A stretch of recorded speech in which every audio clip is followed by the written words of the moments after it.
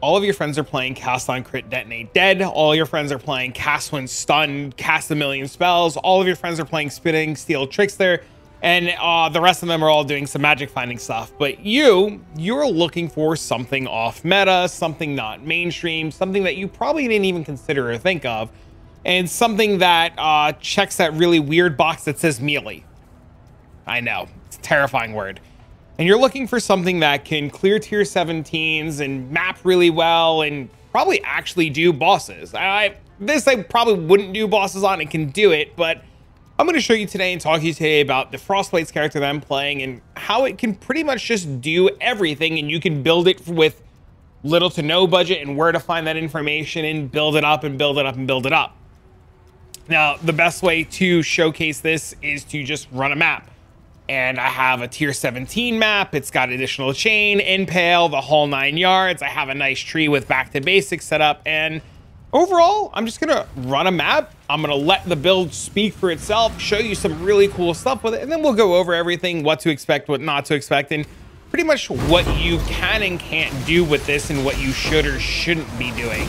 Now, this build has its upsides and its downsides, and you know, while it can do a lot and you can see it's cutting through tier 17s pretty easily, you do not need the mirror claw that it has. I'm just putting it out there. This build, I have tested it in standard, I have tested it with lesser gear, and it works and it does things. The thing that you need to know about this build is it is an absolutely fantastic out of this world mapper. It can clear maps no problem. It cuts through everything. It has huge explosions. It feels really good to play. It is nice. It is fast. It has spunk. It does everything essentially that you want it to do in a map. You can see right here, right now, we have a tier 17 map. If I bring up the mods, you can see it's pretty, you know, it's not the hardest, craziest of maps, but it's an average tier 17 map rolled for barrels that I would normally run on this character while doing the barrel strategy. And honestly, it's like one of the more popular strategies this league. If I were to change this to a tier 16 map, this would cut it down, obviously, even more. Now, I know somebody's gonna be like, oh, well, what about the boss damage? Well, as long as the map doesn't have reduced crit or the mob itself doesn't have reduced crit, and you know, the boss itself doesn't have some weird, strange modifier on it, or Doji doesn't just shotgun kill you, you know, you pretty much just cut down, like you just cut down tier 17 bosses. There are definitely some mods that you don't want to run, like life is extra ES, you don't want to reduce crit.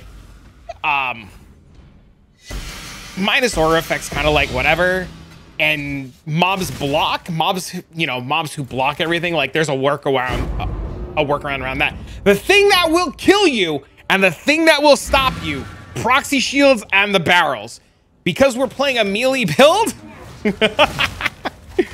because we're playing a melee build, if you're doing this strategy, sometimes you have to get a little bit close to the mobs. And sometimes if you hit these barrels and you stand on top of them, they will indeed kill you. So just keep something in mind that when you do play this character, while it does indeed have some really good range and you can hit mobs from pretty far away, you still need to keep in mind that sometimes your skills, you know, if you're on top of barrels, just like that, you are going to die over and over. And that is the only frustrating thing about the build. Otherwise, like, you come into tier 17 maps, you pay a little bit of attention, you just kind of slice and dice it, you blow right through the map, and everything feels as smooth as butter. I'm leaving these deaths in. You're gonna watch this video and you're gonna laugh and you're gonna joke and you're gonna be like, why would I play this? It dies to everything. And you're right, it does. It dies to the barrels and they blow up and they kill you, and if you're not paying attention, you know, I'm just letting you know, I don't want to hide anything from you. This overall is not a build guide. I am not here today to try to sell and convince you to re-roll this build immediately. I am here to just show you something cool and explain to you that this is something I am currently playing. It is quite awesome. And if you're really interested in something and you have a little bit of cash sitting around and you want to take a different approach to the league and just try something else, it works and it's sweet and it's awesome and you can do it. So now, before we showcase this character and talk about this character, I just want to bring up something really interesting. I had played Frostblades before, and I had played it in previous leagues. I found Zish on YouTube, and I'm going to link his channel down below. He is like the Frostblades guy, and I watched his video. I looked at what he did. My friend Lily played Frostblades, and I was hooked. We came into this league. I started with Hexblast Occultist. I loved Hexblast. It was everything I wanted, but I wanted a mapper. And I was talking to Twitch chat, and Twitch chat was just like, hey, why don't you play Frostblades? And I was like, that's a great idea, but can it do tier 17s? And I pretty much logged into standard, where I have like a very basic claw. I have some very basic gloves, you know, a ring, a very basic body armor. And I'm going to include this POB down below for you. And I took this character, this very basic character, and I went into a tier 17 and I cleared it no problem. And I was blown away. And I was just like, that's it. We're playing Frostblades. We are 100% playing Frostblades. And I came back on the Necropolis and I made this character and I started working on it. And I started with very basic gear. Like I made a very basic shield. I made the armor, the boots. I got the ring again, the yoke. And I started going through the content and started doing things.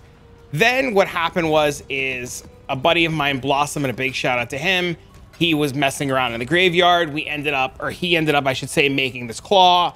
And he was like, here you go have fun, play with this claw, you know, get it serviced for people for free and just see what you could do with it. So he makes this fantastic claw and he was like, go play Frostblades because I want to see it succeed and I want to see it do things. So we started playing Frostblades and we played the regular Frostblades and we obtained this claw and we turned Frostblades into what it was from last league into what it is now. And thanks to Zish and all the work he's done, and thanks to the testing that I've done, you too can play Frostblades and work your way up without having an insane claw and build the character from the ground up and be able to do pretty much all content. The build itself excels at mapping. It absolutely excels at mapping, and I wouldn't boss with it. It can do it. It can do it well, but it is better and more suited towards mapping. If you do get the claw or you do go down the 12 link claw route, like you can just do everything and pretty much not bat an eye. Couple of things to note when you're building this, you do need a heat shiver. Heat shiver is one of the biggest parts for damage that we're going to have. You know, we freeze a lot of mobs, we do a lot of cold damage, it adds a lot of extra fire damage, and if you're using heat shiver, you do indeed need to have the helmet with socketed RMR on it. It is very important for the build. It was how you fit all your auras. This is non-negotiable. You absolutely need this. And this helmet with the corruption, even at the time of recording right now, it's very basic. It's a couple of divines.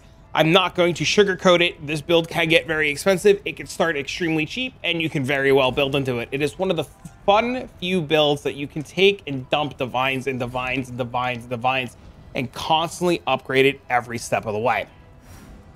Now, the version that we're currently playing, like I showed you, is a 12-link claw that is supported by Heat Shiver. We also do the Ralakesh boots for a bunch of, you know, power charge, frenzy charge, or frenzy and endurance charge shenanigans, and we're just going to go over everything.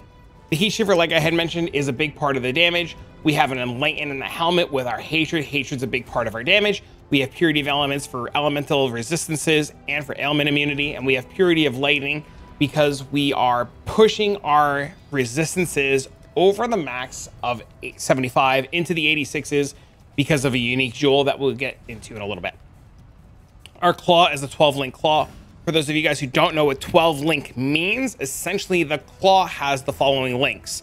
Level 20 elemental damage, level 20 ruthless, socketed skills deal more attack damage, supported by increased critical strikes, supported by faster attacks, supported by increased critical damage. That is 6. Frostblades is 7. Multi-strike is 8. Endurance charge on melee stun is 9. The Squire makes 10, 11, and 12 because the Squire has socketed support gems, can support skills from her main hand. And we have Bone Chill, Awakened, Added Cold, and Ice Bite support. Now, you'll note my multi-strike support is not awakened. Awakened multi-strike support would give you an insane amount of more damage, but I decided to not buy it because I wanted to invest my money into other fun projects for future content down the line. But if you really want to take this build, and like that's another thing, you could juice it by doing, you know, Awakened multi-strike. My Squire has +1 level of socketed gems. You do not need this. It adds more damage. You do not need that. There are probably better fracture or better corrupts that you can get with Fizz taken as element. That's something to note. Our body armor, we're going to be using the Restless Ward. We use the Restless Ward for regenerate life per endurance charge, which is kind of whatever. Endurance charge, frenzy, and power charge duration does absolutely nothing. Movement speed per frenzy charge is really nice. It's what gives us this really, really, really, really nice movement speed. If I were to take my flask off, just for an example, we have pretty good movement speed without the flask on. If I take the body armor off, we pretty much move at a snail's pace. You can get replica Restless Ward if you want. I was not able to find a replica Restless Ward with 50% reduced extra damage from critical strikes and 1 to all resistance. If you can't find a body armor like this, I think the reduced extra damage from critical strikes is probably more important, or the all resist. Either one. I'm pretty sure with the way that the league is going, you really want reduced damage from critical strikes. The body armor, because we have a 12-link claw, has our auras in it. We have Herald of Ice, we have an Enlightened support, and we have precision in our body armor. That's what allows us to wear all of our armor, or all of our auras. If you're not doing a 12-link claw, you pretty much just put 6 links of Frostblade into the body armor, copying what I did in standard with the other POB if you want that. And then you take your auras, the Herald of Ice, the Enlightened, and the Precision, you stick that in your claw. You take the Ancestral War Chief, the Ancestral Protector, and the multi-totems, you stick that in your shield, and you just kind of like swap the positioning of things, and the character works beautifully. Absolutely, positively beautifully. One of the cool things about Necropolis League is we now have access to the Celestial Brace. Originally, we got fortification on this build from tattoos, but that is no longer an option. So now we have this for fortification. This gives us really nice frenzy charges, or +1 the frenzy charge, and maximum fortification. Ideally, you want gloves with more maximum fortification. If they exist with frenzy charges, the more to max fortifications that are available, the happier it'll be. Finding these gloves on a Thursday night so like I'm recording on like a Thursday night, a lot of these gloves aren't currently available. But if you see, if I look offline, if I were playing on more peak hours, there's plenty of copies. Unfortunately, the gloves are really expensive.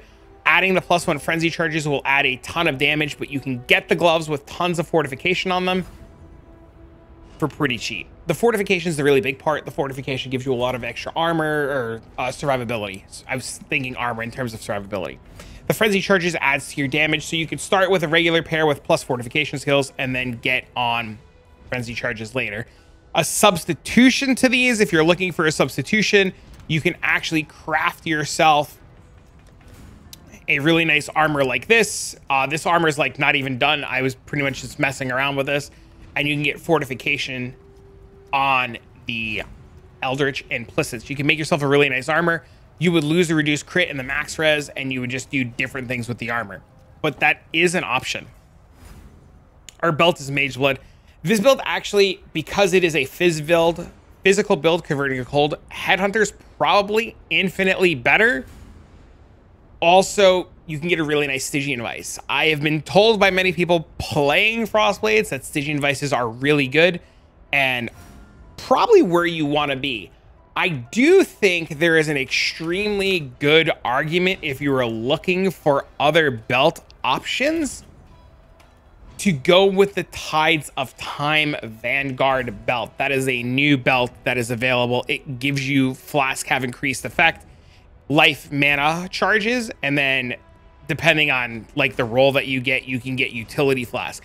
I actually think this belt is out of this world insane, and I think if you can get your hands on a nice one that has like this one for 25 div for 333, I think this is absolutely fantastic. You should buy this belt and use this belt. I think this belt does everything that you want to do that Mage Blood does. It's a lot cheaper, and it allows you to use more unique flasks. So you can use like the flask from Cortex, you can use the Taste of Hate, you can use the Progenesis. Your belt options are pretty much open. I think though, overall, if you're doing really fun juicing content with a lot of mobs and delirium and stuff like that, I definitely think you want a Headhunter. If you want a nice all-arounder, you can use Mage Blood where you don't have to think. And if you want to use more unique flasks, depending on how you want to build it, you definitely want to get the Tides of Time. I think the Tides of Time is probably one of the coolest belts in the game.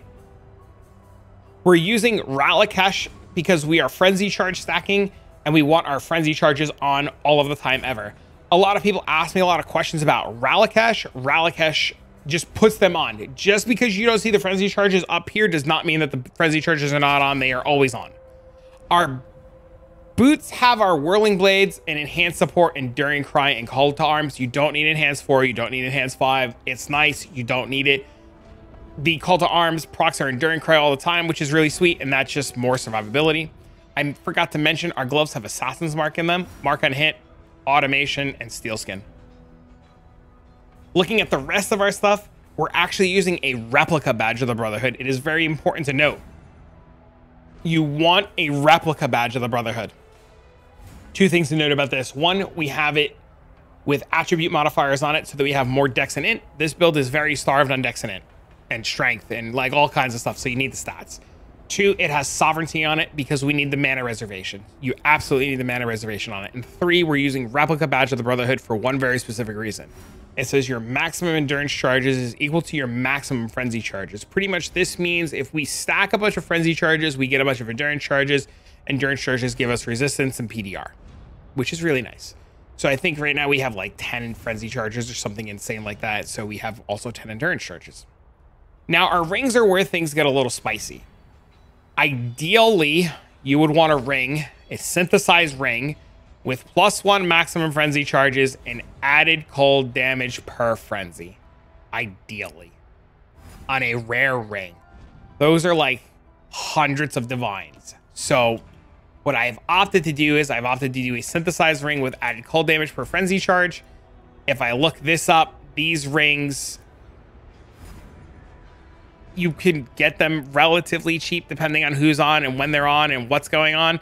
I actually bought my base for like 2 divs. Actually, yeah, like 2 divs. You can actually just like do this and search like this. Oh, I guess there's just not a lot of them available right now. Oh, that's got max life on it. Yeah, see, they're relatively cheap. Let's just double check trade really quick. Pull this up, show you guys. Yeah, see, as long as they're like 83, I don't get a bone ring. If you're gonna craft this ring, don't get a bone ring. Don't. Ideally on the ring, you would not want strength. I think you want int, depending on how you build your character and what you're doing. You'll know right away. I have strength, cold resistance, and fire resistance. You can see right away my resistances are really high. I would have 1000% preferred one of those resistances to have been chaos resistance, but I got lazy with recrafting the ring. You craft the ring with essences for added cold damage per frenzy charge, so it gets really hard to get the suffixes. You can craft the ring with the essences and look for strength or int, resistance, and then hope to slam on chaos resistance. It's not an easy ring at all to make. It's actually like a huge pain in the butt. That's why my ring looks like this. If you do end up crafting an ice ring, there actually is a really cool ring that you can mirror that's like already done, but I don't know if anybody wants to spend multiple mirrors on this, but that's part of the, like, you could spend an infinite amount of currency on this ring. But yeah, ideally the ring would have chaos resistance, it would have added cold damage per frenzy, and it'd have +1 frenzy charges, and then you would Calandrus touch it. Because, like I said, the basis in itself for the added cold damage of the frenzy charge was really, really, really expensive. I opted for a synthesized topaz ring. Very specifically the topaz ring because of the int requirements that I need for my gems. You see I have 177 int, and I want to say it's not Assassin's Mark.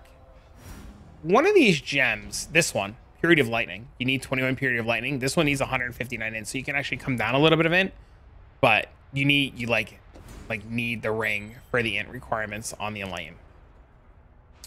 These rings themselves, finding them with these 2 mods is probably going to be very difficult and not going to happen. You're probably going to have to find this on a rare base ring, but you can get +1 frenzy charge rings relatively cheap. Let's just do online. You can get these relatively cheap. The added cold damage is really nice, but the plus the frenzy charges is way more important. Like infinitely out of this world more important. If I shut it off and I don't do it on a frenzy ring or the unique ring, you can see the ring bases themselves. They're like out of control and insanely expensive. If you were to mirror one and you were to copy one, I believe Belton has the best ring. I think this is the best one. Are they exactly the same? These two rings are exactly the same, so you can copy it from whoever you want. I mean, there's this one too. You could just buy it for 1.1 and not have to, you know, go through the process. But yeah, the ring itself is insane. Like, if I had the money and I was still investing in this character, I'd pick up one of these. I actually think this base looks a lot prettier. I'd probably go for this base, but obviously, like, you know, buy whatever ring you want and just do whatever you want. But yeah, that's overall the gear and stuff there. The character, like I said, it plays really smooth. I am convinced it should be Headhunter, but I love my Mage Blood. I want to play with Mage Blood. Very important to note, Progenesis is one of the things that keeps us absolutely alive. Progenesis is really important. You really want Progenesis. Like, it's pretty much non-negotiable that you need Progenesis. And Progenesis is a big form of your Chaos Resistance. You can tattoo on more Chaos Resistance and lose a little bit of Int if you had more Int. So, like, this is one of those moments where, like, if I had Int on my ring, I could tattoo on more Chaos Resistance. But because my Int is so tight, I can't. So you have to use Progenesis. Also, like, the recoup from Progenesis is insane. I'm using a Silver Flask with Curse, reduced Curse effect. Tier 17s have a lot of mods that have curses, and there's a lot of monsters and stuff that curse. So having the constant immunity to curses is really, really nice. We also have Onslaught. We have increased attack speed on a Quicksilver. We have Reflect. This is the only way that you're going to get Reflect right now. You could put in a Awaken elemental attack damage if you want, but I don't know which of these I would replace for that. So we get our Reflect immunity here. If the map you're running is not a Reflect map, I like to use this, which is increased effect and chance to avoid being stunned, which is really good. And then I swap this. So if I'm using this Reflect Flask, I put this on to avoid being stunned. If I'm using the avoid being stunned, I take the Soul of Lunaris. And the last flask is the Topaz Flask. We use a Topaz Flask so that we can juice our lightning resistance to the moon, and we have additional resistances on it because without this flask, we don't have the resistances to cover our bases. So you need this, and you need your auras on, otherwise you're not in a good spot, and you kind of go from there. Outside of that, as far as the Ascendancy goes, we are going to be playing a Trickster. We take Heartstopper. Heartstopper is actually really cool. I like this a lot. I think this skill is absolutely great. Not a lot of people like it, but I do really like it. You take 40% less damage from hits and damage over time every 5 seconds, and this swaps. We get Polymath for tons of damage, tons of more life, tons of recovery, tons more damage, and it's just out of this world. Swift Killer for +2 frenzy charges, and 1 step ahead to reduce our action speed. One thing that's important to note is that 1 step ahead will not save you from tier 17 maps that reduce action speed. So those maps will slow you to a snail's pace, and they kind of suck. Overall, with the tree, you want to tattoo on a bunch of reduced extra damage from critical strikes so that you can get your 100%. I have not finished tattooing everything because I need to remake the ring. So if you make the ring really nice and you can afford to get rid of a couple of int nodes, you could tattoo on reduced damage from the critical strikes. Outside of that, everything else is pretty straightforward and standard. You're going to do a Thread of Hope. Note, it is important. This Thread of Hope needs to have reduced reservation efficiency of skills on it so that you can fit in all of your auras. If you don't have this, you're going to be in for a bad time. These themselves are really interesting. I didn't know this, but Threads of Hope, the massive Threads of Hope, are the only Threads of Hope that can drop from Uber Serious. So if you run your own Uber Serious for some strange reason and you get a Thread of Hope, it'll always be massive. So these are just way more common and way more available now. Getting it with the Corrupt on it might be a little bit more difficult, but it is something that should be doable if you look at different time zones and when more of the community is awake. Outside of that, we have an Unnatural Instinct with Corrupted Blood. This is our source of Corrupted Blood immunity. You could swap these. You can get a Thread of Hope with Corrupted Blood immunity and then put RMR on this if you want. We really don't have a lot of room for other jewels. You can get it on Melding of Flesh if you want. You can get it on your Washer's Eye, and you can get a level to put it in a basic jewel socket there. So like there is spots to get Corrupted Blood immunity if you don't want to get it on the Unnatural Instinct. So we do have a Timeless Jewel. We're going to talk about the Timeless Jewel in a little bit, and I'm going to go over the Timeless Jewel and options for the Timeless Jewel. We have a Blanketed Snow, Prismatic Heart, Widespread Destruction. This cluster, as long as the back node is not Blanketed Snow or Prismatic Heart, you're okay. If you go on the trade website and you find cold clusters with 3 notables, that have Blanket and Snow Prismatic Heart. You could pop them into POB, put the jewel in, copy it off the trade site, put the jewel in, and just double check that the back node is not one that you need. And as long as it's not the back one that you need, you should be fine. These get pricey. They're like 17 divines each. That's about what I paid for them when I bought them. You'll notice too that we have a bunch of spell suppress. You don't need as much spell suppress. You can actually get avoid being stunned, so you can actually change out some spell suppress if you want to not have to deal with that. Our spell suppress is lucky, and in my current setup, I have 83% spell suppression, and the rest is lucky. So in this cluster, we have a Forbidden Flesh and Flame for opportunistic. Opportunistic is really, really, really good. I'm actually like pulling it up really quick. Is it here? I just realized that I had the wrong POB loaded. Your damage from your critical hits cannot be reflected. More damage, 25% more damage while there is a rare or unique, 20% reduced damage taken while there's at least 2 rare enemies. I know somebody's be like, bro, you're reflect immune. Like, it's fine. You don't need that flask. I have indeed died from not critting. It happens, it's rare, and you can kill yourself. The mob can take reduced damage from crits. The mob can be evasive. You can just absolutely not crit. You can miss. You can have reduced effects from auras. There's a million reasons why you just won't always crit. And sometimes it happens. And I have died from reflect. I don't know all the reasons why, but I have died from reflect. So before you start typing that comment, because I know you're already in the comment section typing away, I have died from crits, and it's quite annoying, and I just like to cover all of my bases, and I'm helping you cover all of your bases before you just absolutely positively out of this world explode.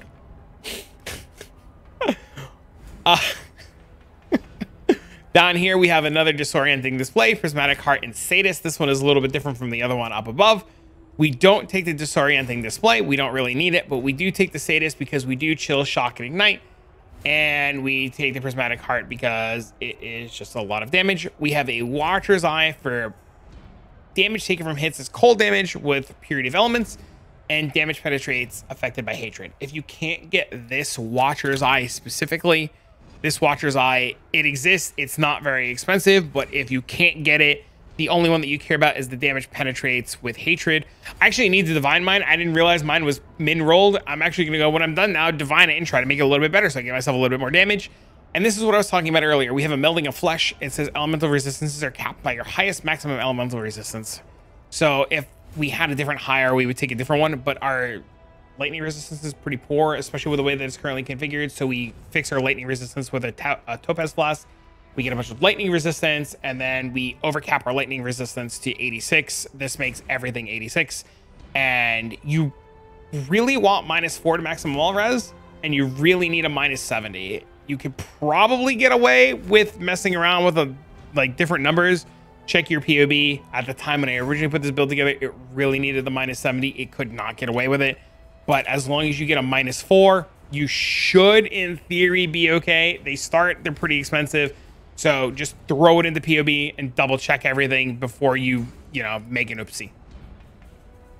One of the cool things about Frostblades and the way that it's set up this way is you see we come all the way down over here. We come down over here for monsters cannot block your attacks. So if you roll a tier 17 map and they have the block mod, you actually respec into this for monsters cannot block your attacks. You can actually take this out if that map mod doesn't have that, and then we get non-val skills strike additional enemies. So I forgot to swap it back for the map in the showcase earlier. We would have been able to hit further, hit more mobs, and do more things, but this is the actual mod that you always want on. But if your map rolls cannot block, then you swap it for the block mod and vice versa.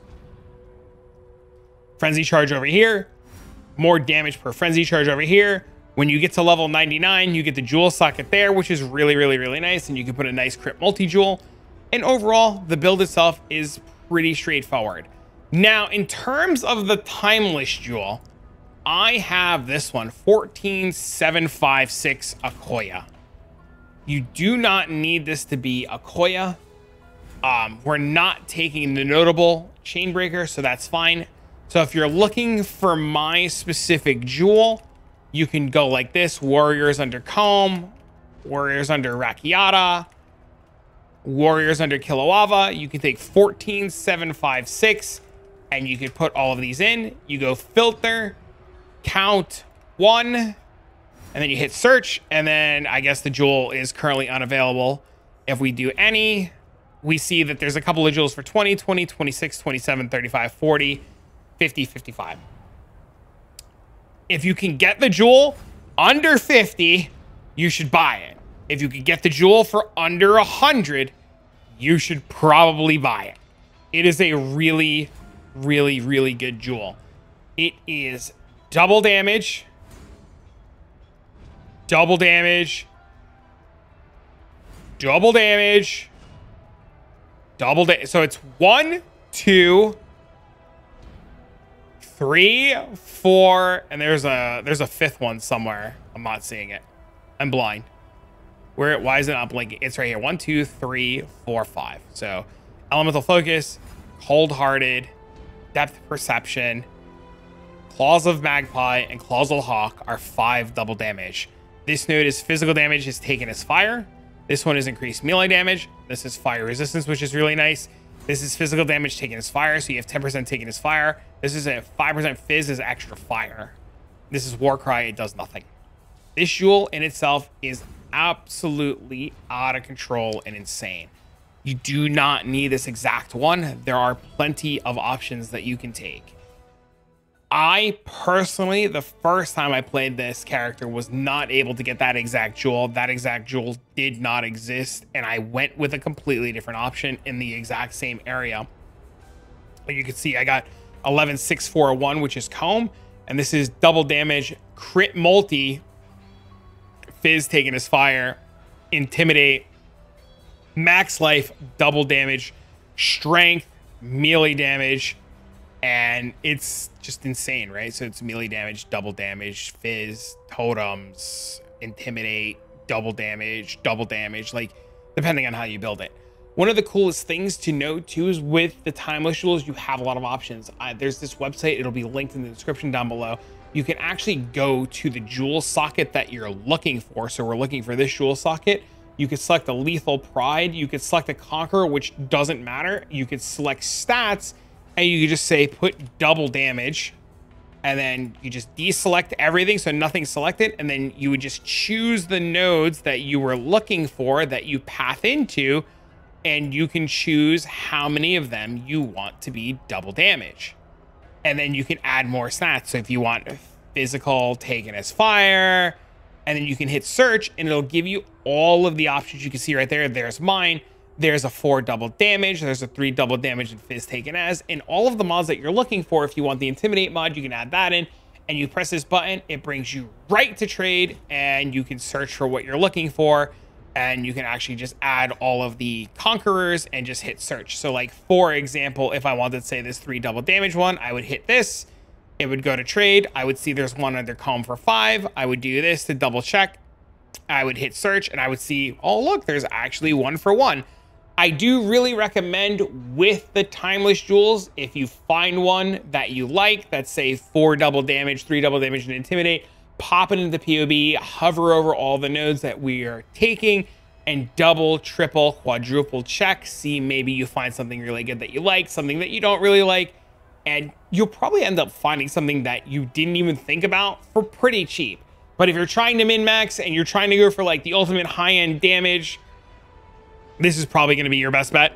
I do like Intimidate a lot. I think if you can get 3 Intimidate or 3 double damage Intimidate and some really cool ones, you should really do that. But like I said, I think this one is out of control. And if you could find it for 20, 30, 40, 50 divs, I think it's 100% absolutely worth it. And yeah, like it's out of this world.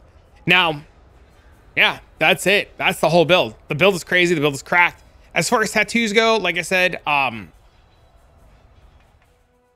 going back to Necropolis League, as far as tattoos are going, double and triple check your, depending on how you make your ring and what rings you go with, you will be able to tattoo more than I can. And you want to get more reduced critical strike, you want to get chaos resistance, you want to get spell suppress.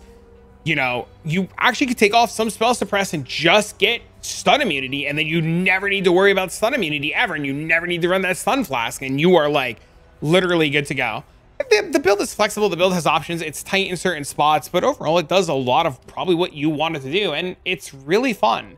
Like I said, I don't I'm not trying to be like, oh my God, this is the best build of the league, you should 100% go build this. But this is something that I have been playing, something that I've been having an absolute metric amount of fun with. I have been farming all of my currency with it. I have been very lucky to be able to play it. And Frostblades in itself, like, I never would have known about it if it wasn't for Zish. So like, big shout outs to him again.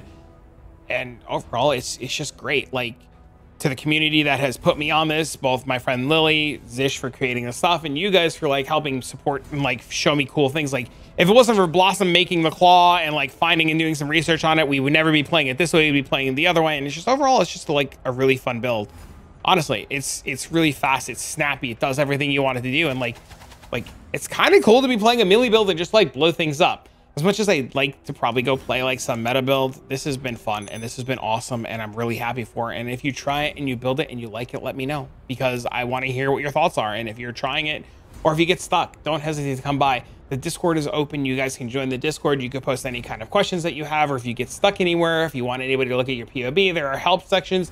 You can come by the Twitch stream and talk to us at the Twitch stream and we'll happily walk you through things. But for now, friends, I'm going to get this video out to you guys and then see you in the next one.